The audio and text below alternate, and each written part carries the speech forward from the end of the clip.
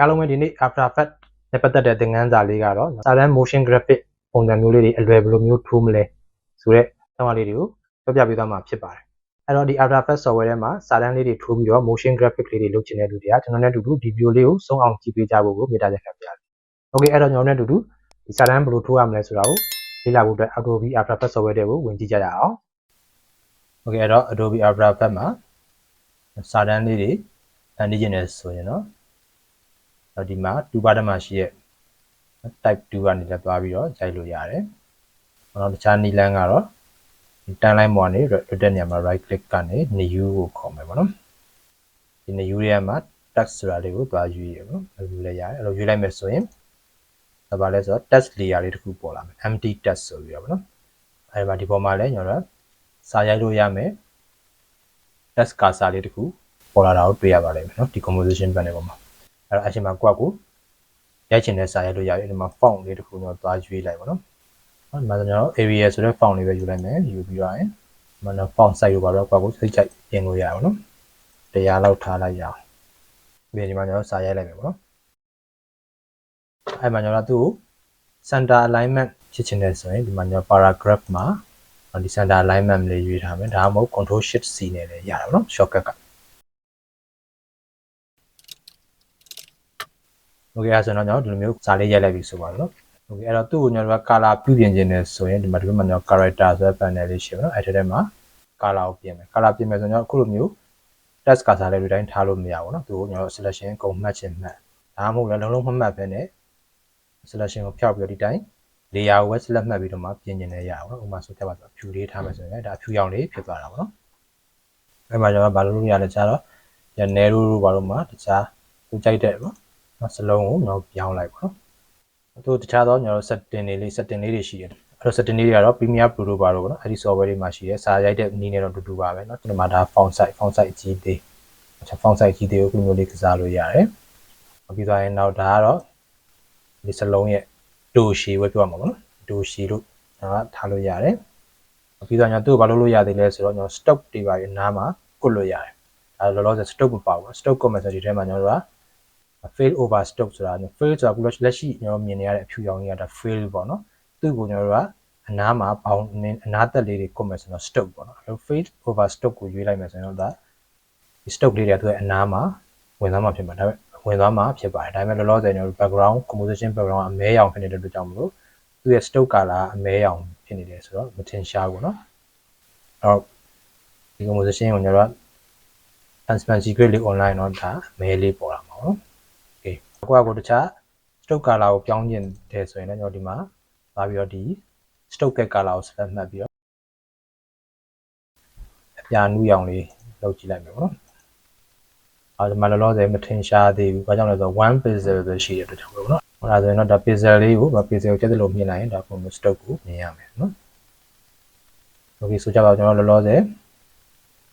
ကျွန်တော်ဒီမှာ stock နားလေးတွေပေါ်လာပြီပေါ့နော်သူအဆင်ပြေသလောက်ခုချက်တဲ့လောက်ထားပါတော့ဒါဒီအောက်ကတခြားသော setting လေးတွေလည်းအများကြီးရှိပါတယ်အဓိကပြောစရာရှိတာကသူ့ကိုကျွန်တော်တို့စာတန်းလေးတွေကို animation ဘယ်လိုလုပ်မလဲပေါ့နော်ဒီအဝင်ထွက် animation လေးတွေကိုဒီမှာလုပ်လို့ရတယ်ဒီလမ်းအလွယ်ကူဆုံးဒီလမ်းလေးရှိပါတယ်အဲ့ဒီကပါလဲဆိုတော့ဒီမှာ arrow လေးကိုဖွင့်ချလိုက်မယ်ဆိုရင် animate ဆိုတာလေးရှိတယ်နော် text ရဲ့တည်တဲ့သူ့ရဲ့ properties ထဲမှာကျွန်တော် animate ဆိုတဲ့ option လေးတွေရှိပါတယ် animate ထဲမှာကျွန်တော်လုပ်ချင်တယ်လို့ပြုပြင်လို့ရတယ် animation ပေးချင်တယ်လို့မျိုးပေးလို့ရတယ်ပေါ့နော်အဲ့တော့ဒီမှာဆိုရင်ကျွန်တော် animate ဆိုတဲ့ထဲမှာအ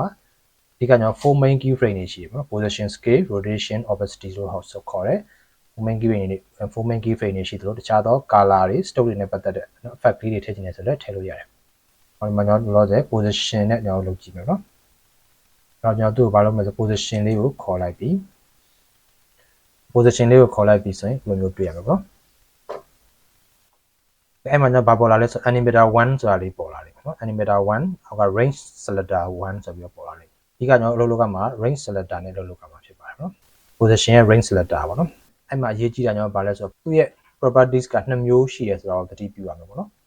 ဒီမှာယူလိုက်တဲ့ position နဲ့ကျွန်တော်ဒီ transform အောက်မှာသူ့ရဲ့ငကိုတိုင်းမူလတိုင်းရှိနေတဲ့ position တွေကမတူပါဘူးအခုကျွန်တော်လက်ရှိမြင်နေရတဲ့ position ကဒီ900,540လို့သတ်မှတ်ချက်ပေးထားတဲ့ဒီမြင်နေရတဲ့ position ဖြစ်ပါတယ်နော် ဒီ transform အောက်က position မဲ့ဖြစ်ဖြစ်တခြားသော rotation scale စသဖြင့်ပေါ့နော်တခြားသော properties တွေမှန်သမျှက final မှာမြင်ရမယ့်အနေအထားကိုပြခြင်းဖြစ်ပါတယ်အဲ့တော့လောလောဆယ်တော့တိတာပေါင်းကျွန်တော်ဘာလုပ်ကြည့်မလဲဆိုတော့ဒီ range selector ဆိုတဲ့ဟာလေးကိုဖွင့်ချလိုက်မယ် range selector ဆိုတာလေးဖွင့်လိုက်ရင်ကျွန်တော် start end ဆိုတာလေးရှိလိမ့်မယ်start ဆိုတာ0ရှိတယ်ပေါ့နော် end ဆိုတာတော့100ရှိတယ်ကျွန်တော်ဒီ start လေးကိုပဲကစားကစား end လေးကိုပဲ animation လုပ်လို့ပေါ့ထည့်တာလုပ်လို့ရတယ်ပေါ့အဲ့တော့ကျွန်တော်ဒီခုလောလောဆယ် position ယောက်က position မှာကျွန်တော်စစချင်းမှာအောက်မှာရှိမယ်ပေါ့နော်အောက်မှာရှိမယ်ဒါတော့လောက်မှာရှိမယ်ဆိုရင်ဒါ animation စတဲ့အချိန်မှာသူရှိရမယ်နေရာပေါ့နော် animation ဆုံးရင်ရှိရမယ့်နေရာကျတော့ keyframe မပေးရသေးဘူး okay ဒီလောက်မှာကျွန်တော်တို့ stack ကို keyframe 0ဆိုတဲ့အချိန်မှာ stack ကို keyframe ပေးလိုက်မယ်ပြီးသွားရင်နောက်ထပ်ဆိုကြပါစို့ကျွန်တော်3စက္ကန့်လောက်ပေါ့နော်3စက္ကန့်กว่าလောက်မှာ stack ကိုပဲကျွန်တော်100ဆိုပြီးလုပ်လိုက်မယ်ကို character တစ်လုံးချင်းစီကျွန်တော် animation လေးလုပ်သွားတာကိုတွေ့ရပါလိမ့်မယ်အခုလိုမျိုးလေးပေါ့နော်ခုနပြုပြင်လိုက်တဲ့ဒီ position ကကျွန်တော်အခုမြင်ရတဲ့စစချင်းဖြစ်မဲ့ position ဒီအနောက်မှာ3စက္ကန့်မှာနောက်ဆုံး final မှာဖြစ်မဲ့မြင်ရတဲ့ position ကဒီ transform တဲကမှာကျွန်တော် main position လို့ပြောမှာပေါ့နော်main position ဖြစ်ပါတယ်အဲ့နှစ်ခုကျွန်တော်တို့အပြောင်းလဲဂျာကာလာလေးကျွန်တော်တို့ range selector ရဲ့ start ဆိုတဲ့ဟာလေးနဲ့ animation လုပ်လိုက်တာဖြစ်ပါတယ်အားကြောင့်သူကဒီစစချင်းဒီ range selector ရဲ့အောက်မှာရှိနေတဲ့ position ကနေမှသူရဲ့ main position ကိုကူးပြောင်းသွားတာအခုလိုမျိုးလေးတစ်လုံးချင်းစီပေါ့နော်ကူးပြောင်းသွားတာဖြစ်ပါတယ်အဲ့သဘောတရားကိုနားလည်မယ်ဆိုရင်ကျွန်တော်အဲ့ဒါကိုအစ position ကဒီနေရာမှာရှိရဆိုတော့မကြိုက်ဘူးသူဟိုအောက် composition ရဲ့ bound ပြင်ကိုထုတ်ချင်တယ်ဆိုရင်လည်းရတယ်အဲ့မှာအခုချိန်မှာကျွန်တော်ဒီကဒီ range selector အောက်က position เนาะကျွန်တော်ဒီ position နဲ့သွားရောလို့ဖြစ်ပါဘူး range selector အောက်က position ကအစမှာရှိရမယ့် position transform အောက်မှာရှိတဲ့ position ကအဆုံး final မှာဖြစ်ရမယ့် position အဲ့ဒါလေးကိုကျွန်တော်သတိထားဖို့လိုပါတယ်အခုစစချင်းမှာဒီစလုံးကအပြင်မှာထွက်ချင်တယ်ပေါ့နော်အောက်ကအပြင်မှာထွက်နေချင်တယ်ဆိုရင်သူကကျွန်တော်အပြင်ထုတ်ထားကြည့်လိုက်မယ်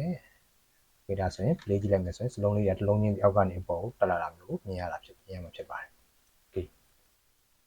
okay ဒါ position တစ်ခုတင်မဲ့လားဆိုတော့မဟုတ်ပါဘူးကျွန်တော်တခြားသော rotation တွေပါလုပ်ချင်တယ်ဆိုလည်းရပါတယ်ဟိုမှာဒီအဲဆိုရင်ဘာလုပ်ကြမလဲဆိုတော့ animator 1ရဲ့အောက်မှာပဲကျွန်တော် rotation ထပ်ပြီးတော့အသစ်တစ်ခုခေါ်လိုက်မယ် add အောက်ကကျွန်တော် properties အောက်ကမှာကျွန်တော် rotation ဆိုတာလေးကိုကျွန်တော်သွားပြီးရွေးလိုက်မယ်ဒါဆိုရင်ကျွန်တော်ခုန position နဲ့ need to rotation မှာပေါ်လာပါလိမ့်မယ်အဲ့တော့စစချင်းမှာကျွန်တော်ဖြတ်ရမယ့် rotation ပေါ့နော်စစချင်းမှာဖြတ်ရမယ့် rotation ကိုကျွန်တော်ဆိုကြပါတော့နော်ဟိုကိုသူ့ကိုကျွန်တော် block ထားမလဲပေါ့360ပေါ့တစ်ဖက်ပေါ့နော်တစ်ဖက်စားထားလိုက်မယ်ဆိုရင်သူကအောက်ကနေ position တွေမကဘူး rotation လေးပါသူကလဲပြီးတက်လာတာကိုတစ်လုံးချင်းစီပေါ့နော်လဲပြီးတက်လာတာကိုတွေ့ရပါလိမ့်မယ်ခုလိုမျိုးလေးပေါ့နော်ဒါလိုမျိုးလေးဒါ animation လေးတွေပေါ်လာတာတွေ့ရပါလိမ့်မယ် okay အဲ့ဒါလေးကျွန်တော်ဘာလုပ်လို့ရလဲဆိုတော့အခုလိုမျိုးတက်လာတဲ့စလုံးလေးတွေကိုကျွန်တော် motion blur လေးထည့်လိုက်ရင်ပို့ပြီးတော့အဆင်ပြေမယ်ပေါ့နော်အခုဒီမှာဆိုရင်သူကဒီတိုင်းပြက်သားလေးဖြစ်နေတယ် motion blur လေးနဲ့ဆိုရင်ပို့ပြီးတော့ကြည့်လို့ပိုကောင်းပါတော့ motion blur ထည့်ချင်တယ်ဆိုရင်ဒီနားမှာကျွန်တော် motion blur လေးရှိရပါတော့အဲ motion blur ဆိုတဲ့ motion blur လို့ပြလိုက်မယ် mouse pointer တင်လိုက်မယ်ဆိုရင်အဲ့ဒါလေးကိုကျွန်တော်ဒီသူ့ရဲ့အောက်ကအကွက် blank အကွက်ကလေးကိုနော်အကွက် look ကလေးကိုကျွန်တော်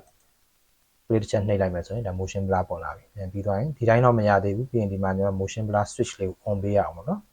motion blur switch လေးကိုပါ on လိုက်တော့မှဒါ motion blur လေးပေါ်လာမှာဖြစ်ပါတယ်ဒါဆိုတော့ခုနနဲ့မတူတော့သူ့ရဲ့ animation လှုပ်ရှားမှုလေးတွေက motion blur ပါလာပြီပို့ပြီးကြည့်ရတာတဘာဝကျသွားတယ်ပေါ့နော် motion သူလှုပ်ရှားမှုတိုင်းမှာ motion ဆိုတာတော့ရှိနေမှာပေါ့နော်အဲ့ဒီသဘောတရားလေးရှိပါတယ် okay ဒါကိုအဓိကကျွန်တော်တို့ start နဲ့ end နဲ့ဒီ stack ရဲ့ animate ဒီ stack ရဲ့ keyframe လေးပေါ်မှာမူတည်ပြီးတော့ပေါ့တကယ်လို့တိတက်မြန်ဒါ3စက္ကန့်နဲ့ဆိုရင်နှေးရလို့ထင်တယ်မြန်နေတယ်ဆိုရင်ကျွန်တော်2စက္ကန့်ထားမလား2စက္ကန့်ထားမလားဆို2စက္ကန့်ရှိတဲ့နေရာကိုသူရဲ့ keyframe လေးကိုရွှေ့လိုက်ပေါ့နော်ဒါဆိုတော့ပုံမြန်သွားမှာပေါ့နော်နော်ဒီလိုလေးဖြစ်သွားမှာပေါ့ okay အဲ့ဒါမှကျွန်တော်ဘာလုပ်လို့ရတခြားသော position နေကြိုက်တယ်လို့ကျွန်တော်ထပ်ပြီးတော့ပြောင်းလို့ရတယ်ကျွန်တော်အောက်ကနေမှဟိုအောက်ကနေအဝေးကြီးမတက်ချင်ဘူးဒီနားလေးကနေကတ်ပြီးတက်ချင်တယ်ဆိုလဲရတာပေါ့အဲ့ဒါဆိုရင်ကျွန်တော်ဒီ position ကိုဒီလိုမျိုးလေးကတ်လိုက်ပေါ့အစကနေချိန်တာတော့ပိုကောင်းတာပေါ့အဲ့ကတ်ကလေးဒီလိုမျိုးလေးကျွန်တော်တက်သွားတာပေါ့နော်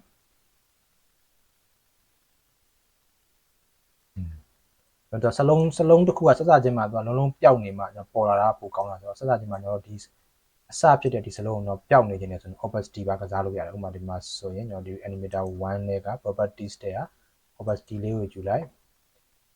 opacity လေးကိုကျွန်တော်စစချင်းမှာဖြစ်ရမယ် ဟာက0ထားလိုက်ပေါ့နော်0ထားလိုက်မယ်ဆိုရင်ဒါစချင်းမှာခုလိုမြင်ရတော့ဘူးပြီးတော့မှဖြည်းဖြည်းချင်း opacity ကပေါ်လာမယ်ဆိုတဲ့သဘောမျိုးပေါ့နော်ဒါစတိုင်တစ်မျိုးလေးရသွားတာပေါ့စလုံးလေးကိုကျွန်တော်တို့ကိုစာတန်းထိုးခြင်းတဲ့စလုံးလေးကိုရိုးတနန်းပေါ်လာတာမျိုးမလိုချင်ပဲနဲ့ခုလိုမျိုးလေးပေါ့နော်ဒါလည်းလုံးချင်းစီပေါ်လာတာမျိုးပေါ့နော်အဲ့လိုမျိုးလေးလုပ်လို့ရပါတယ်တကယ်လို့ကျွန်တော်အောက်ကနေပေါ်တက်တာမဟုတ်ဘူးနဲ့အပေါ်ကနေအောက်ကိုကျချင်တာဆိုလည်းရတယ်ပြဿနာမရှိဘူးအဲ့တော့ဒီ position ကိုပဲသူ့ရဲ့ final မှာဖြစ်ရမယ် animator 1 sorry ဆက်စချင်းမှာဖြစ်ရမယ် animator 1အောက်က position ကိုအပေါ်လေးကိုတင်လိုက်ပေါ့အဲ့လိုသူကအပေါ်ကနေအောက်ကိုပေါ်လာတာမျိုးလေးဖြစ်မှာပေါ့နော် rotation ကတော့ပြောင်းပြန်ဖြစ်နေတယ်နော် rotation ကဒီလိုမျိုးလေးဒီပြောင်းပြန်လဲတာမျိုးဖြစ်နေတယ်အဲ့တော့ဒီလိုမျိုးလဲမှဒါသဘာဝကျမှာဒါ rotation ရဲ့ဒီမှာဒါကို -1 ပေးလိုက်ပေါ့တစ်ဖက်ကပြောင်းပြန်တစ်ဖက်ပေါ့ပြောရမယ်ဆိုတော့ okay เนาะဒီလိုလေးရှိပါတယ်အဲ့တော့ကိုယ့်ရဲ့ position ကိုတိုက်တယ်လို့ကျွန်တော်လုပ်တယ်ဒါက position မှမဟုတ်ပါဘူးနောက်တစ် scale ပါလုပ်ချင်နေရဆိုရင် scale လည်းရပါတော့ဥပမာအဲ့တော့ scale ကိုခေါ်လိုက်မယ်အစချင်းရဲ့ scale ကကျွန်တော်ကြီးနေရနေပြီးတော့တေးသေးလေးဖြစ်သွားမယ်ဟာမျိုးပေါ့နော်အဲ့လိုမျိုးလေးလုပ်ချင်တယ်ဆိုရင်လည်းຢာထဲမှာ scale ကိုကြီးထားလိုက်ပေါ့ scale ကဘယ်လောက်ကြီးမလဲပေါ့ဥပမာဆက်လက်ဆိုကြပါတော့250လောက်ကြီးလိုက်မယ်250လောက်ကြီးရနေပြီးဖြည်းဖြည်းချင်းလဲမယ်နော်တေးလဲတေးသွားမယ်ပေါ်လဲပေါ်လာမယ်ပေါ့နော်ဒါဆို style တစ်မျိုးတော့ဖြစ်သွားတာပေါ့နော်ဒါကို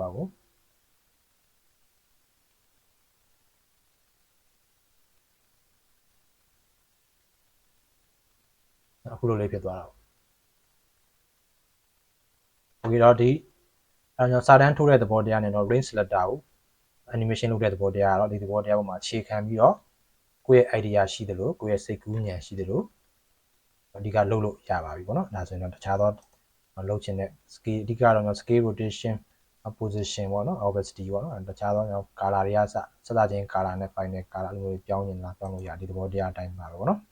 okay ခုဆိုရင်တော့ Adobe After Effects software ထဲမှာစာတန်းလေးတွေကိုဘယ်လိုမျိုးလှုပ်ရှားလို့ရတယ် animation လုပ်လို့ရတယ်ဆိုတဲ့သဘောတရားလေးတွေကိုအားလုံးနားလည်လိမ့်မယ်လို့မျှော်လင့်ပါတယ်ဒီဗီဒီယိုလေးနဲ့ပတ်သက်ပြီးတော့နားမလည်တာရှိလို့ပဲဖြစ်စေငင်းမြန်းကျင်တာရှိလို့ပဲဖြစ်စေဒီဗီဒီယိုအောက်က comment ထဲမှာဝင်ပြီးတော့ရေးပေးသွားနိုင်ပါတယ်okay အဲ့တော့ကျွန်တော်ရဲ့ Adobe After Effects lesson လေးတွေအပြင်နောက်လာမဲ့ filmmaking နဲ့ပတ်သက်တဲ့ knowledge ဗီဒီယိုလေးတွေကိုလည်းလေ့လာခြင်းနဲ့ဆိုရင်ကျွန်တော်ရဲ့ Gambi Studio မြန်မာ YouTube channel လေးကို subscribe လုပ်ရသေးဘူးဆိုရင် subscribe လုပ်ပေးခဲ့ဖို့ကိုလည်းဖိတ်ခေါ်ချင်ပါတယ်အဲ့တော့ဒီနေ့ဗီဒီယိုလေးတော့လောက်နေပဲဆုံးသက်လိုက်ပါမယ်နောက်နေ့ဗီဒီယိုချန်နယ်ထပ်မံပြီးတော့ဆွေးနွေးကြမယ်နော်